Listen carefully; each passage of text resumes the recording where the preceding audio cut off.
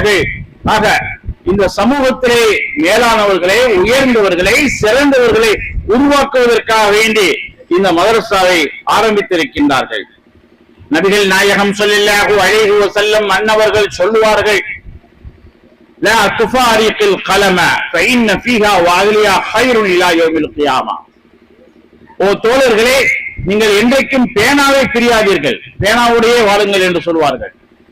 ஏன்னு சொன்னால் பேனாவை நீங்கள் வைத்திருப்பதிலே உங்களுக்கு நன்மை இருக்கிறது, கியாமத்து நாள் வரைக்கும், உலக அழிவரைக்கும் உங்களுக்கு நன்மை இருக்கிறது என்று நபிகள் நாயகம் ஸல்லல்லாஹு அலைஹி வஸல்லம் அவர்கள் பேனாவை பிரிந்து வாழாதீர்கள் என்று சொல்லி காட்டினார்கள். அதனால்தான் சிலர் எப்பவுமே பேனாவை ஜோப்ல குத்தி வச்சிருப்பாங்க. ஒரு ஜோப்லயே குத்தி வைக்கிறது சுன்னத். நபி ஸல்லல்லாஹு அலைஹி வஸல்லம் அவருடைய வழிமுறையாக இருக்கிறது. நாம் பேனாவை பிரிந்து வாழவே கூடாது. பேனா என்பது கல்வி ஊட்டக்கூடிய ஒரு கருவியாக இருக்கின்றது. அதனால் தான் நபிகள் நாயகம் ஸல்லல்லாஹு அலைஹி வஸல்லம் அன்னவர்கள் பேனாவை பிரிந்து வாழாதீர்கள், பேனாவோடு சேர்ந்து வாழுங்கள் என்று சொல்லி காட்டினார்கள்.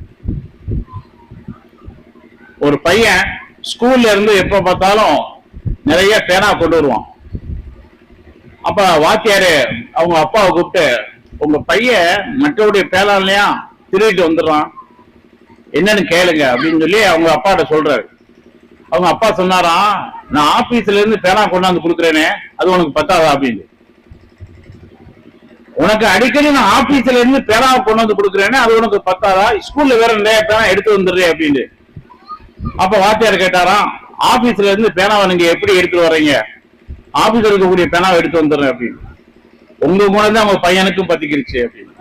நீங்க ஆபீஸ்ல இருந்து பேனாவை ஆட்டையை போட்டு வர்றீங்க, உங்க பையன் இங்க ஸ்கூல்ல பேனாவை ஆட்டையை போட்டுறான், நீங்க ரெண்டு பேருமே திரும்ப வேண்டும் என்று சொல்லி காமித்தாராம். ஆக கல்வியாளர்களுக்கு பேனா என்பது மிக மிக அவசியமாக இருக்கின்றது.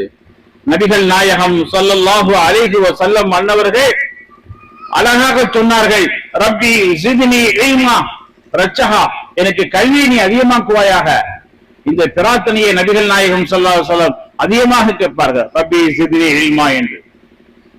சஹாபாக்களே இப்னு அப்பாஸ் ரலியல்லாஹு தஆலா அன்ஹுவர்கள் மிக சிறந்த சஹாபியாக மாறினார்கள்.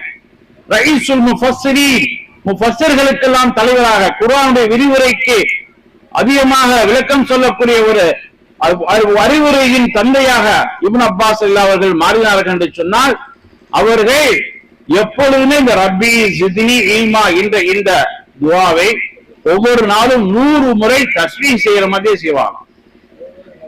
அப்ப நாமும் இந்த துஆவை நாம் ஓதிக்கொண்டே இருந்தால் நமக்கும் அறிவு நாணங்கள் பொங்கும் என்பதிலே எல்லளவும் சந்தேகம்